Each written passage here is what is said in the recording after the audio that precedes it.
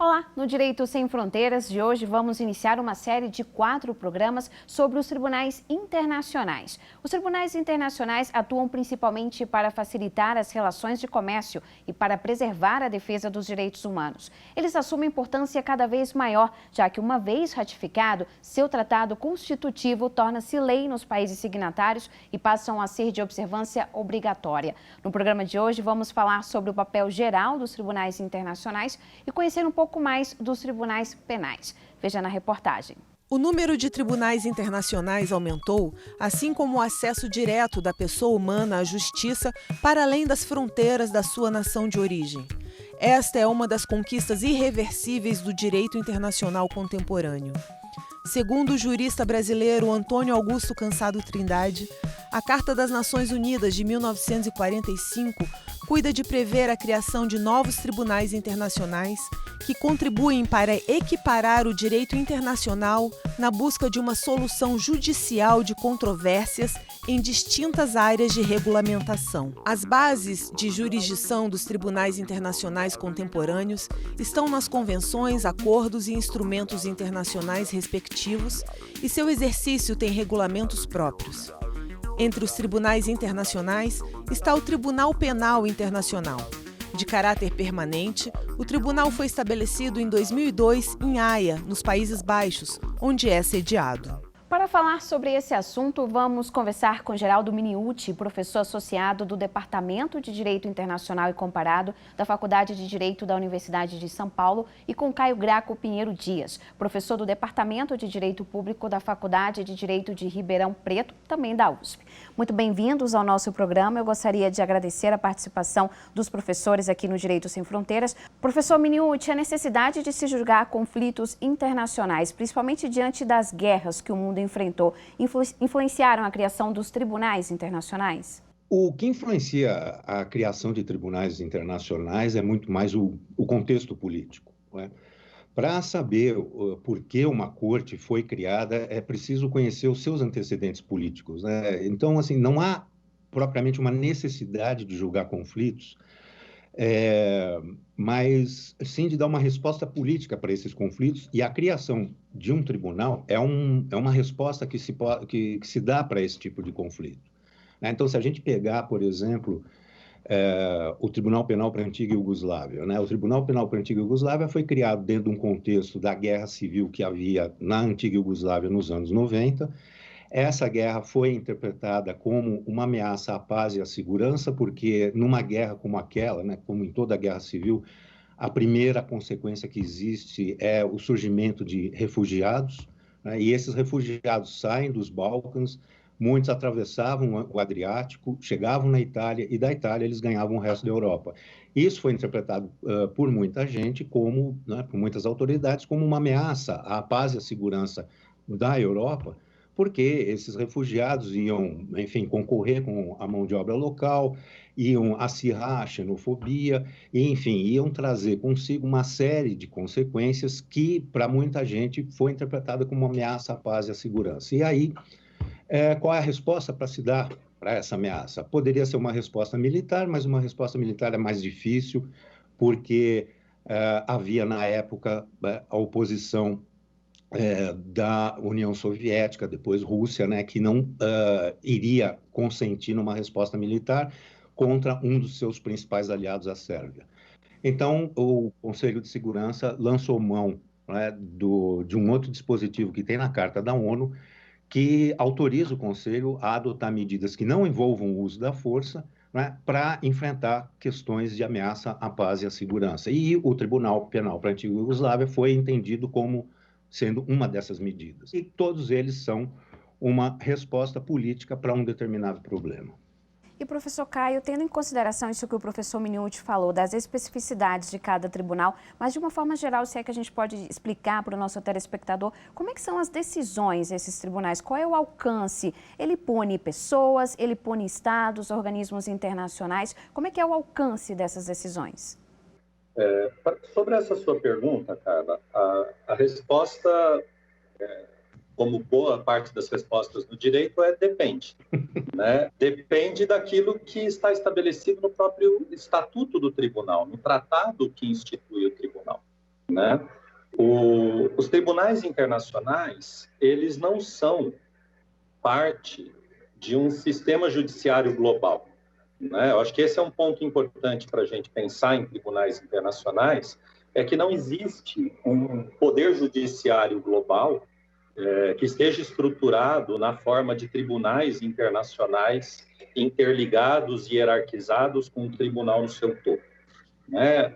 Os tribunais internacionais, eles funcionam, na verdade, como organizações internacionais ou como partes de organizações internacionais, e, nesse sentido, eles são criados por tratados internacionais. Quando os estados decidem, né, como o Geraldo colocou muito bem, quando o contexto político de uma determinada situação leva um grupo de estados a concluir que a criação de um tribunal internacional é uma medida adequada para a gestão de um determinado problema internacional, de uma determinada situação internacional, que pode ser algo pontual, como o Tribunal Penal para ex-Yugoslávia, né, que tem um escopo específico, né, e tinha um tempo de duração específico também, porque uma vez terminado o processamento dos casos para os quais ele foi criado, ele deixa de ter razão para a existência, né, ele deixa de existir,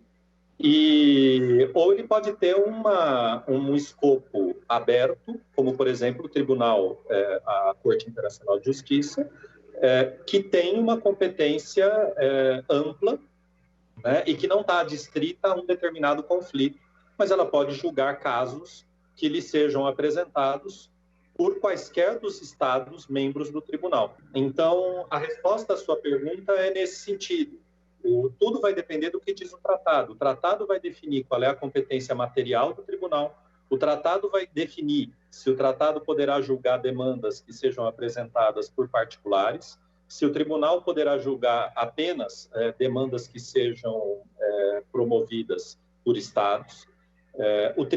O estatuto vai definir também qual é o conjunto de fontes do direito que o tribunal vai aplicar na tomada de decisão. Ou seja, cada tribunal internacional é uma espécie que precisa ser estudado na sua especificidade, e o tratado é o ponto de partida para o conhecimento dessas instituições. Ótimo. E, professor Minucci, o senhor citou o Tribunal Penal que foi criado na questão da Iugoslávia. Eu gostaria que o senhor citasse outros tribunais que a gente tem aí para exemplificar a criação dos tribunais internacionais. Bom, nós temos o Tribunal Penal para Ruanda, que tem uma estrutura mais ou menos parecida com a do Tribunal Penal para a antiga Iugoslávia. Né? Depois nós temos, claro, a Corte Internacional de Justiça, né? Mas a Corte Internacional de Justiça ela não trata de questões penais, porque questões penais elas envolvem indivíduos, né? E estados, né, como pessoas jurídicas, não são punidos criminalmente, né? A punição, a responsabilidade penal de pessoa jurídica é um capítulo muito específico do direito interno. Mas no caso da Corte Internacional de Justiça, a sua natureza é outra, ela não vai, enfim, aplicar leis penais.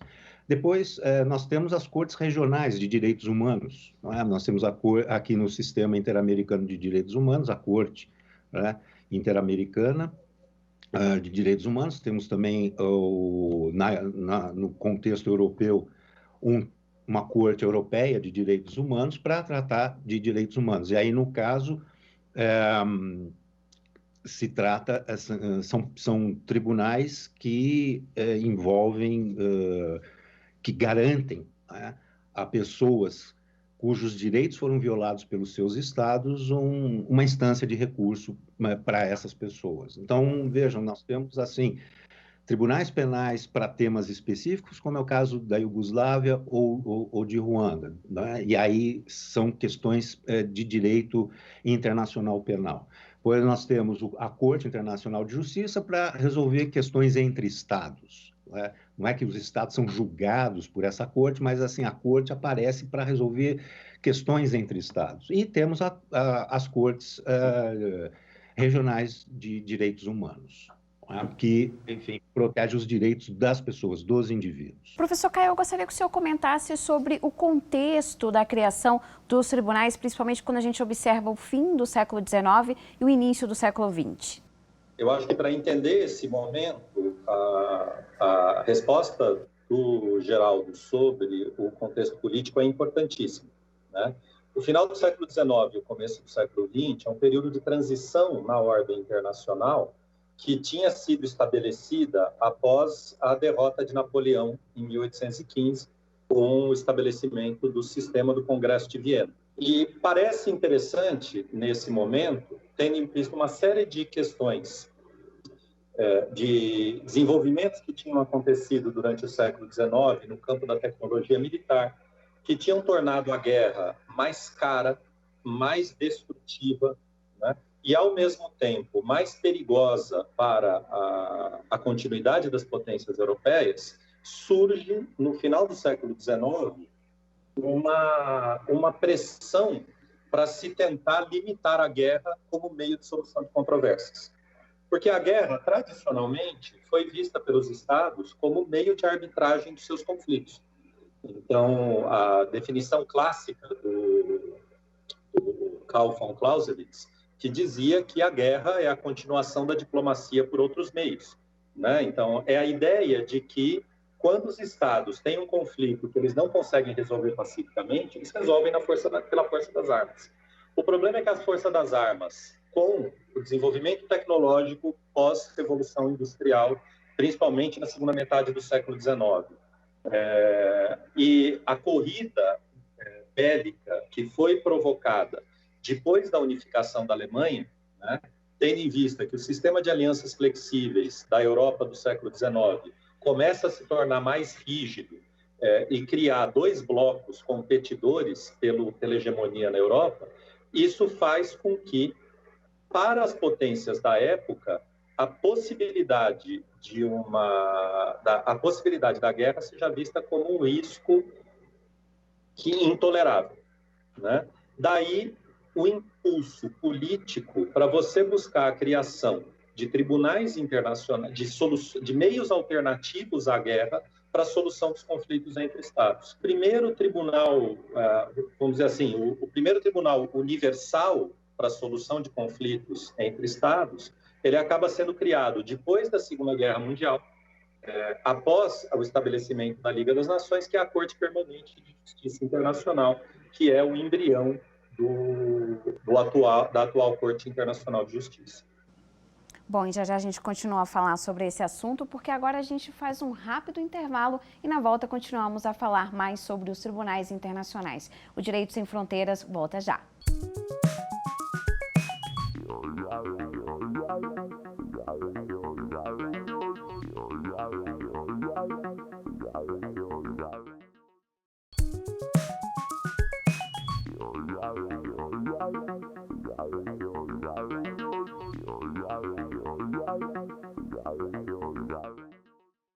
O Direito Sem Fronteiras está de volta e hoje estamos falando sobre os tribunais internacionais. E neste bloco vamos falar sobre o Tribunal Penal Internacional.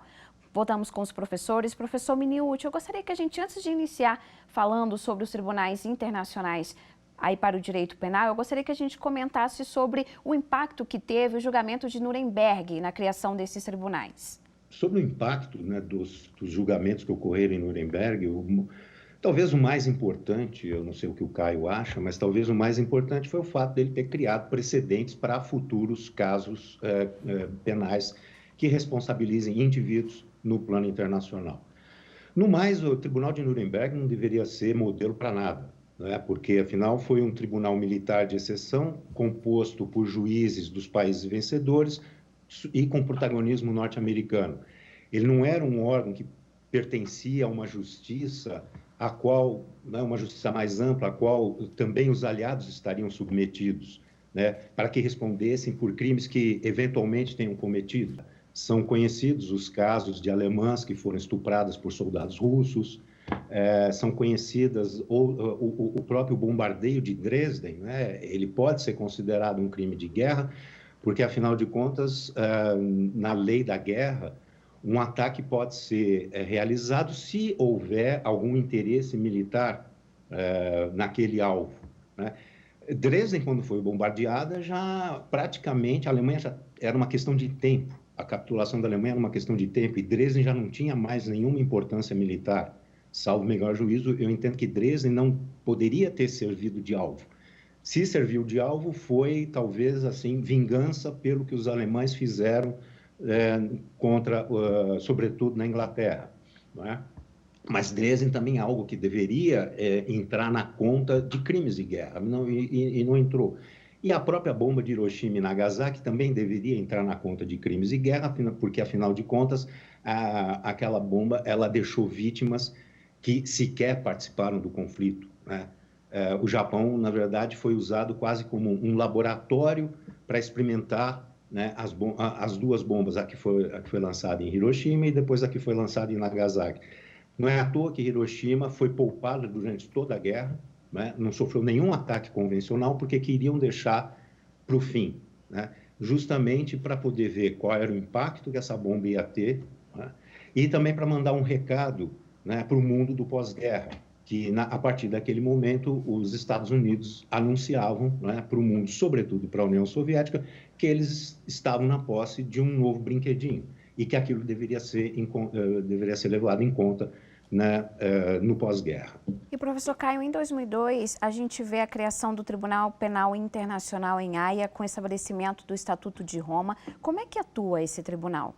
O Tribunal Penal Internacional, ele, em alguma medida, assim como o Geraldo mostrou, ele é um herdeiro do Tribunal de Nuremberg, que tenta construir a partir dos precedentes criados pelo tribunal, mas resolver algumas dessas críticas que corretamente o Geraldo fez a Nuremberg, né? Então, o primeiro ponto do Tribunal Penal Internacional é que ele é um tribunal permanente, ou seja, ele não é um tribunal que é criado após um conflito para julgar os participantes desse conflito. E só que, como ele é um tribunal internacional, o grande problema do Tribunal Penal Internacional, isso explica boa parte dos conflitos políticos pelo qual ele passa hoje ainda, é justamente a determinação de quem ele poderá julgar, né? O Tribunal Penal Internacional ele pode julgar fundamentalmente 4 crimes, né? O crime de agressão, que não foi codificado no começo da existência do tribunal, ele ainda não estava codificado, ele foi previsto no Estatuto de Roma de 98, mas se estabeleceu que a jurisdição sobre o crime de agressão seria estabelecida posteriormente. Aí nós temos o crime de genocídio, os crimes contra a humanidade e os crimes de guerra. Então, essa é a competência material do tribunal. E um outro ponto importante para compreender o Tribunal Penal Internacional é a noção da complementariedade do tribunal. O tribunal ele julga quando o Estado que teria competência para julgar o crime não o faz, ou porque não quer, ou porque não pode, porque não tem condições. Então, todas as vezes que um crime que está previsto na jurisdição do tribunal, está dentro da jurisdição do tribunal, ele for adequadamente processado por um tribunal nacional, o tribunal não poderá julgar, né? Então, é uma jurisdição complementar, que existe justamente porque muitas vezes os crimes internacionais, muitas vezes não, né? Isso que define o crime internacional, ele envolve a participação dos poderes do Estado ou de pessoas em posição de comando dentro do Estado. Então, o próprio Tribunal Internacional Penal se coloca dessa maneira. Ele irá julgar os casos que não tiverem sido tratados adequadamente pela justiça doméstica, pela justiça nacional.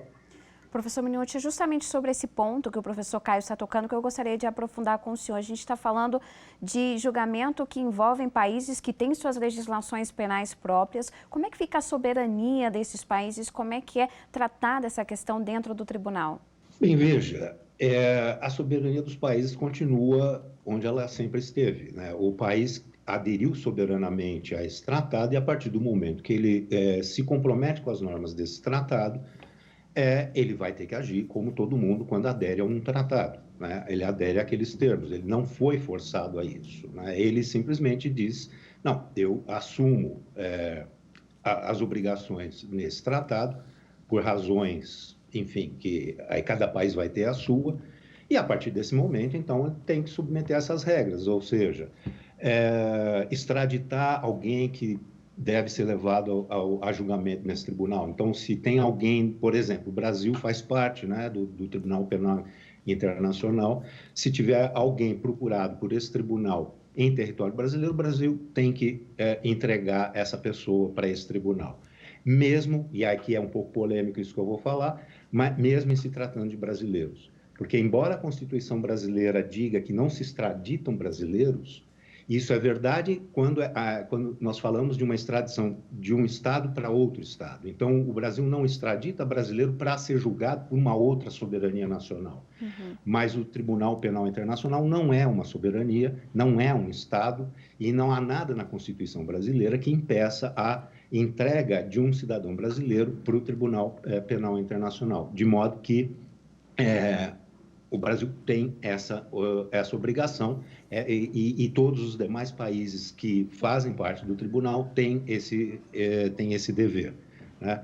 Então, e isso não é de forma nenhuma uma violação, né, da soberania dos países, porque os países aderiram soberanamente aos termos do Tratado Constitutivo do Tribunal.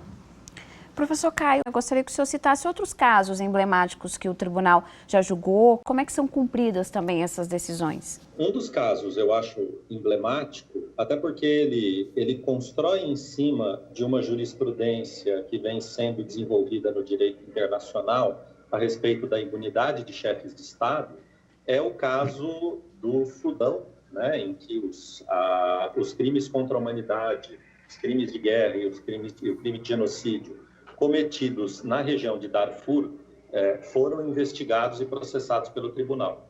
Nesse caso, um dos acusados foi o presidente do Sudão, o senhor Omar al-Bashir, que foi acusado, né, foi processado pelo tribunal e contra a resistência, né, do Sudão, porque alegava que ele era um chefe de Estado em exercício. O tribunal ainda assim estabeleceu a jurisdição. E é interessante porque esse caso, em alguma medida, ele retoma essa discussão sobre imunidades de chefe de Estado, que nós vamos encontrar, por exemplo, sendo discutidas em 1998, no caso clássico da prisão do general Augusto Pinochet, né, na Inglaterra, que foi preso por um pedido de extradição feito pelas autoridades espanholas por conta dos crimes que ele cometeu durante o seu tempo como ditador no Chile.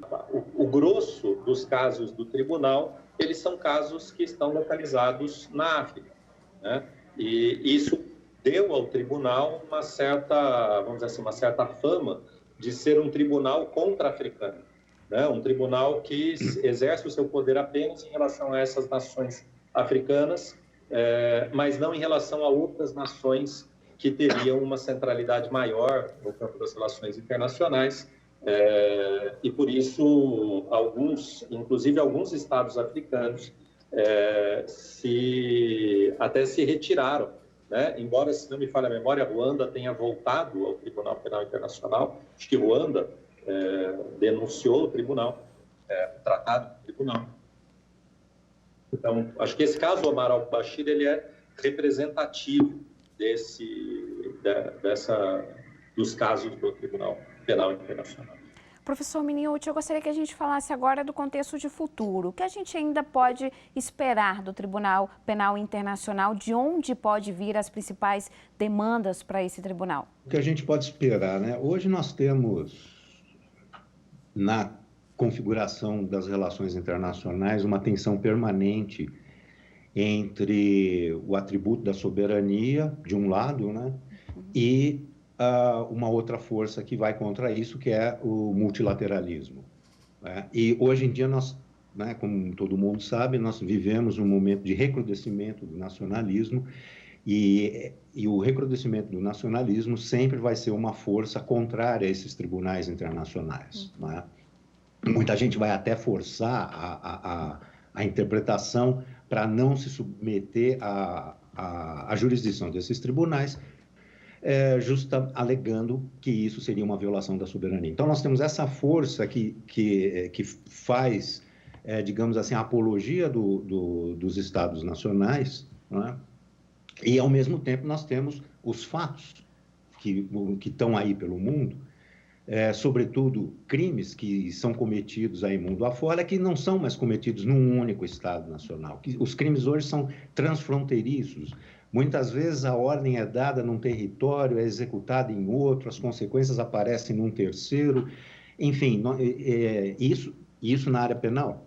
Então, e o comércio internacional também é uma coisa assim que precisa de fronteiras abertas, né? Justamente para realizar o ideal liberal, que também está muito em voga, que é o ideal do livre comércio, do comércio sem fronteiras, do comércio sem subsídios, do comércio sem protecionismo, né? Porque tem sempre essas medidas do Estado Nacional, né, que acabam colocando essas barreiras. Hoje nós estamos vivendo essa tensão, né? Do resultado dessa tensão vai depender a sorte e o futuro do Tribunal Penal Internacional e de outras instituições transnacionais. É uma pena, mas o nosso tempo chegou ao fim. Eu gostaria de agradecer aos nossos convidados, Geraldo Minuti e Caio Graco, e também a você que nos acompanhou. Veja a programação no site da TV Justiça e também no nosso canal no YouTube. Nosso e-mail é direitosemfronteiras@stf.jus.br. Um abraço e até a próxima.